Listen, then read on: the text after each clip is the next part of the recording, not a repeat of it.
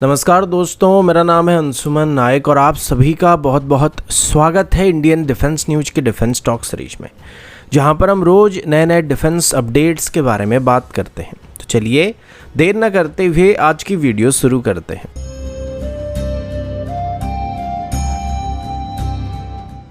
आज की पहली अपडेट इंडिजिनस आर्टिलरी गन्स को लेके है। रिसेंटली इंडियन आर्मी की तरफ से अपनी फ्यूचर आर्टिलरी पावर को लेके काफ़ी कुछ अपडेट रिलीज किया गया था, जिसमें रिसेंटली ये बात बताया गया था कि अभी ATAGS की लगभग 307 यूनिट को आर्मी अपनी सर्विस में शामिल करने वाली है।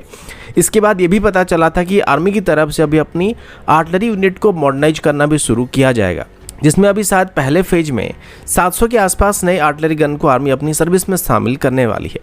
इसके अलावा अभी आर्मी की तरफ से ये भी बताया जा रहा है कि आर्मी में अभी धनुष आर्टिलरी गन्स की लगभग 2 रेजिमेंट को अपनी सर्विस में शामिल किया जा चुका है, यानी कि ऑपरेशनल किया जा चुका है। अब धनुष आर्टिलरी गन को 2018 में ऑर्डर करने के बाद इनकी डिलीवरी काफ़ी स्लो चल रहा था और 2021 के आसपास आर्मी को बस 12 ही गन को डिलीवर किया गया था। इसके बाद इसमें कुछ टेक्निकल इशू आने की वजह से इनकी प्रोडक्शन को थोड़ा होल्ड पर रखा गया था और वापस इनको टेस्टिंग करने के लिए भेजा गया था। लेकिन फाइनली अभी ये बताया जा रहा है कि आर्मी को अभी धनुष आर्टिलरी गन्स की लगभग 2 रेजिमेंट को, यानी कि कुल मिलाकर 36 के आसपास आर्टिलरी गन को डिलीवर किया जा चुका है। ये हमारी स्वीडिश ओरिजिन बोफर गन का एक मॉडिफाइड इंडियन वेरिएंट है, जो कि 155 mm और 45 कैलिबर की स्टैंडर्ड की एमुनेशन को फायर कर सकता है और ATAGS के बाद इनको फायर पावर के मामले में हम दूसरे नंबर पर रख सकते हैं। अभी इसकी कैलिबर को भी ATAGS को मैच करने के लिए कोशिश किया जा रहा है और इसकी एक ट्रक माउंटेड वेरिएंट को भी डेवलप किया गया था, जिसको फ्यूचर में ऑर्डर मिलने की उम्मीद किया जा रहा है। लेकिन फिर भी अभी इनकी डिलीवरी प्रोसेस बहुत ही स्लो चल रहा है और 2018 में बस 114 गन की ऑर्डर किया गया था, लेकिन इनको डिलीवर करने के लिए अभी 2026 तक का टाइम लगने वाला है, यानी कि कुल मिलाकर 114 गन को डिलीवर करने के लिए हमारी ऑर्डिनेंस फैक्ट्री बोर्ड्स को लगभग 8 साल लगने वाले हैं।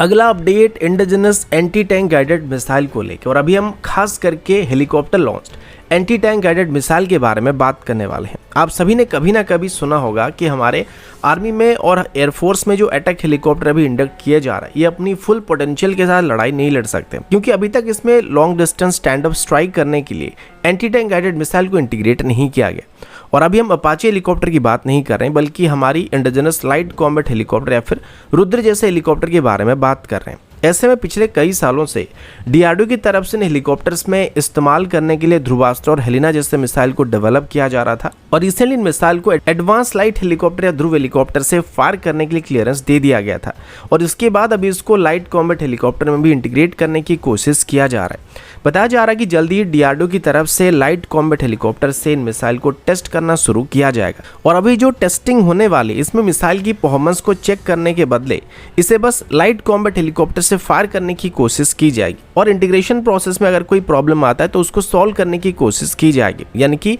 टेक्निकली अभी इनको लाइट कॉम्बैट हेलीकॉप्टर में इंटीग्रेट करके टेस्ट करना शुरू किया जाएगा। अभी डिफेंस मिनिस्ट्री की तरफ से पहले से ही ध्रुवास्त्र मिसाइल को एक्वायर करने के लिए एक्सेप्टेंस ऑफ नेसेसिटी को इशू किया जा चुका था, लेकिन अभी इनको बस रुद्र हेलीकॉप्टर में इंटीग्रेट करने के लिए क्लियरेंस दिया गया था। लेकिन आगे चल के जैसे इसको लाइट कॉम्बैट हेलीकॉप्टर से टेस्ट करना कंप्लीट कर दिया जाएगा तो उसके बाद इसको लाइट कॉम्बैट हेलीकॉप्टर में भी standard anti tank guided missile के तौर पर इस्तेमाल करना शुरू किया जा सकता है।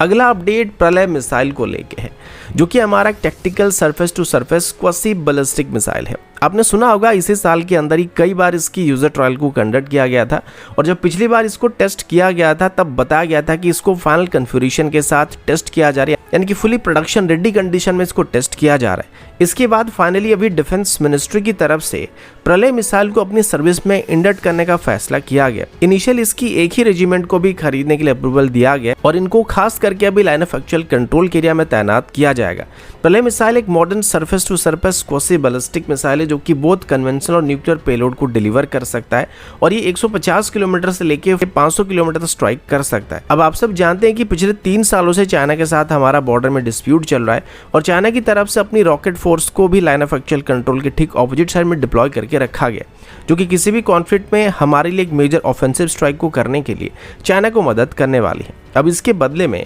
अभी जिन प्रलय मिसाइल के रेजिमेंट को खरीदने का प्लान किया जा रहा है उसको भी चाइना और पाकिस्तान से लगे हुए हमारे बॉर्डर एरिया में डिप्लॉय करने की बात की गई है। लेकिन फर्क इतना होगा कि इन मिसाइल में हम कोई भी न्यूक्लियर पेलोड का इस्तेमाल नहीं करेंगे, बल्कि इसमें कन्वेंशनल वॉरेट का इस्तेमाल किया जाएगा और इनको एक ऑफेंसिव मिसाइल की तरह डिप्लॉय किया जाएगा, जिनको तुरंत ही जरूरत पड़ने पर लॉन्च किया जा सकेगा। अगला अपडेट चाइना की तरफ से, और अभी हम चाइना की स्पाइस शिप्स के बारे में बात करने वाले हैं। आप सब जानते होंगे कि चाइना रेगुलर बेसिस पर अभी अपनी स्पाइस शिप्स को इंडियन ओशन रीजन में भेजता रहता है और इसको रिसर्च वेसल का नाम देकर इस बात को दबाने की कोशिश करता है। पिछले 2-3 सालों के अंदर ही कई बार ऐसा हो चुका है जब चाइना की research vessel Indian Ocean region में आ चुके हैं। और मजे की बात तो ये कि तब इंडियन ओशन रीजन में आते हैं जब भारत की तरफ से किसी मिसाइल की टेस्टिंग करने की बात की जाती है, और हर बार चाइना की रिसर्च वेसल ठीक उसी समय पर इंडियन ओशन रीजन में एंटर करते हैं जब भारत की तरफ से कोई नोटम वार्निंग को इशू किया जाता है। इससे साफ होता है कि चाइना जानबूझकर भारत की मिसाइल टेस्टिंग पर नजर रख रहा है या फिर नजर रखने की कोशिश करता है। अभी रिसेंटली जब भारत की तरफ से अपनी K5 और अग्नि 5 की मॉडिफाइड वेरिएंट यानी कि मार्क 2 वेरिएंट जैसे मिसाइल की कुछ फर्दर टेस्ट को करने की प्लानिंग किया जाने लगा, तभी चाइना की तरफ से अपने रिसर्च वेसल को इंडियन ओशन रीजन में भेजने की तैयारी किया जा रहा है। लाइव सैटेलाइट ट्रैकिंग से पता चला है कि अभी चाइना की रिसर्च शिप सियान 6 मलाका स्ट्रेट में एंटर कर चुकी है, जो कि कुछ दिनों के बाद इंडियन ओशन रीजन में आ सकती है। और कुछ दिन बाद जब भारत की तरफ से अपनी अग्नि 5 मिसाइल की मार्क 2 वेरिएंट को या K5 जैसे मिसाइल को टेस्ट करना शुरू किया जाएगा, उनको चाइना ट्रैक करने की कोशिश करने वाला है। तो दोस्तों अभी के लिए इतना ही, मिलता हूँ आपसे अगले वीडियो में, तब तक के लिए जय हिंद, वंदे मातरम।